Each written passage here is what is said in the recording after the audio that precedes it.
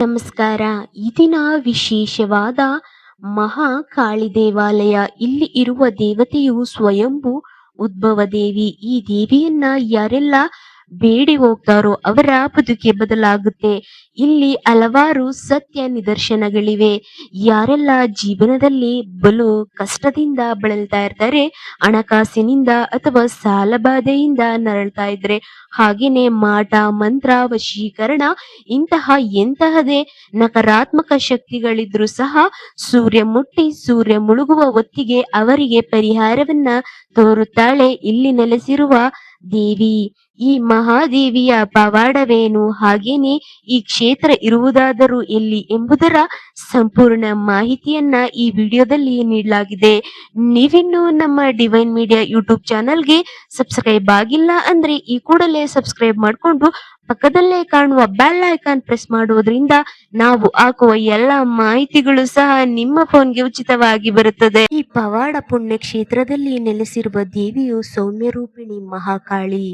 ಈ ಸೌಮ್ಯ ರೂಪಿಣಿ ಮಹಾಕಾಳಿಯನ್ನ ಯಾವೆಲ್ಲ ಭಕ್ತರು ಬೇಡಿ ಬರ್ತಾರೋ ಅವರ ಇಷ್ಟಾರ್ಥಗಳನ್ನ ನೆರವೇರಿಸ್ತಾಳೆ. ಹಾಗೇನೆ ಈಕೆಗೆ ಮುಖ್ಯವಾಗಿ ಸಾಲಬಾಧೆ ಇರುವಂತವರು ಈಕೆಗೆ ಯಾವ ಹರಕೆಯನ್ನ ಹೊತ್ತಿದರೆ ಒಳ್ಳೇದಂತ ಹೇಳೋದಾದ್ರೆ, ಬೆಲ್ಲದ ಆರತಿಯನ್ನ ದೇವಿಗೆ ಮಾಡೋದ್ರಿಂದ ನಿಮ್ಮ ಸಾಲಬಾಧೆಗಳು ತೀರಿ ಹೋಗುತ್ತದೆ. ಹಾಗೇನೆ ನಿಮ್ಗೇನಾದ್ರೂ ದೃಷ್ಟಿ ದೋಷವಾಗಿದ್ರೆ, ಮಾಟ ಮಂತ್ರ ಆಗಿದ್ರೆ ಅಥವಾ ವಶೀಕರಣ ಆಗಿದ್ರೆ ಅಥವಾ ನಿಮ್ಮ ಮೇಲೆ ಯಾವುದಾದರೂ ಒಂದು ನಕಾರಾತ್ಮಕ ಶಕ್ತಿ ಪರಿಣಾಮ ಇದೆ ಅಂತ ಹೇಳುವವರು ಈ ಒಂದು ಪುಣ್ಯಕ್ಷೇತ್ರಕ್ಕೆ ಬಂದು ಬೂದುಗುಂಬಳದ ದೀಪವನ್ನ ಹಚ್ಚೋದ್ರಿಂದ ಅತ್ಯಂತ ಶುಭ ಫಲಗಳನ್ನ ಪಡೆದುಕೊಳ್ತೀರಾ. ಹಾಗೇನೆ ಯಾರೆಲ್ಲ ಕಷ್ಟದಲ್ಲಿರ್ತೀರಾ ರಾಜಕೀಯವಾಗಿ, ಹಾಗೇನೆ ಒಂದು ಉನ್ನತ ಸ್ಥಾನಕ್ಕೆ ಹೋಗ್ಬೇಕು ಅಂತ ಹೇಳುವವರು ಸಹ ಈ ಒಂದು ದೇವಿಯ ದೇವಸ್ಥಾನಕ್ಕೆ ಬಂದು ಈ ದೇವಿಯನ್ನ ದರ್ಶನ ಮಾಡೋದ್ರಿಂದ ನೀವು ಉನ್ನತ ಸ್ಥಾನಕ್ಕೆ ಹೋಗ್ತೀರಾ ಅಂತ ಹೇಳ್ತಾರೆ. ಹಾಗೇನೆ ಇಲ್ಲಿ ಹಲವಾರು ಪವಾಡಗಳು ನಿತ್ಯವೂ ಜರುಗ್ತಾ ಇದೆ. ಅಂತಹ ಪವಾಡಗಳಲ್ಲಿ ನಮ್ಮ ಜೀವನ,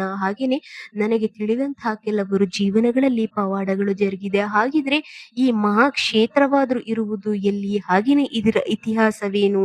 ಇದರ ಇತಿಹಾಸವೇ ಬಲು ರೋಚಕ. ಸುಮಾರು 600 ವರ್ಷಗಳ ಇತಿಹಾಸವಿರುವಂತಹ ದೇವಿ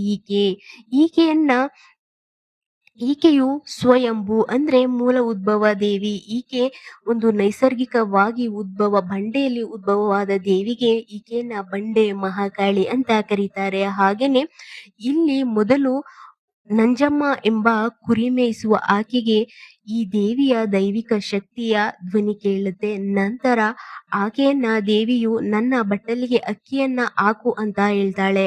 ಆ ಸಮಯದಲ್ಲಿ ನಂಜಮ್ಮನು ಅಕ್ಕಿಯನ್ನ ದೇವಿಯ ಬಟ್ಟಲಿಗೆ ಹಾಕಲು ಹೋದಾಗ ಆ ಬಟ್ಟಲು ತುಂಬಲೇ ಇಲ್ಲ, ಬಟ್ಟಲಿನಲ್ಲಿ ಅಕ್ಕಿ ತುಂಬುವುದಿಲ್ಲ. ಆ ಸಮಯದಲ್ಲಿ ಈ ಒಂದು ತಾಯಿಯ ಮಹಿಮೆ ಪ್ರತಿಯೊಬ್ಬರಿಗೂ ಅರ್ಥವಾಗುತ್ತದೆ. ನೆಲೆಸಿರುವಂತಹ ದೇವಿ ಸಾಮಾನ್ಯಳಲ್ಲ. ಈಕೆ ರೌದ್ರ ರೂಪಿಣಿಯಲ್ಲ, ಈಕೆ ಸೌಮ್ಯ ರೂಪಿಣಿ. ಯಾರೆಲ್ಲ ಭಕ್ತರು ಈಕೆಯನ್ನ ನಂಬ್ತಾರೋ, ಈಕೆಯನ್ನ ಬೇಡಿಕೊಳ್ತಾರೋ, ಈಕೆಯನ್ನ ನಂಬಿ ಆರಾಧಿಸ್ತಾರೋ ಅವರ ಸಕಲ ಸಂಕಷ್ಟಗಳನ್ನ ಸೂರ್ಯ ಹುಟ್ಟಿ ಸೂರ್ಯ ಮುಳುಗುವ ಹೊತ್ತಿಗೆ ಕಳೆಯುತ್ತಾಳೆ. ಹಾಗೆಯೇ ಈ ಕ್ಷೇತ್ರಕ್ಕೆ ಕಾಲಿಡುವ ಪ್ರತಿಯೊಬ್ಬರ ಬೆಂಗಾವಲಾಗಿ ತಾಯಿಯು ನಿಲ್ಲುತ್ತಾಳೆ. ವಿಶೇಷ ದಿನಗಳಲ್ಲಿ ಮಂಗಳವಾರ ಮತ್ತು ಶುಕ್ರವಾರ ದಿನಗಳಲ್ಲಿ ತಾಯಿಯ ಪಾದವನ್ನ ಮುಟ್ಟುವ ಸುವರ್ಣಾವಕಾಶವನ್ನ ಪ್ರತಿಯೊಬ್ಬ ಭಕ್ತರಿಗೂ ಈ ದೇವಾಲಯದಲ್ಲಿ ನೀಡಲಾಗ್ತಿದೆ.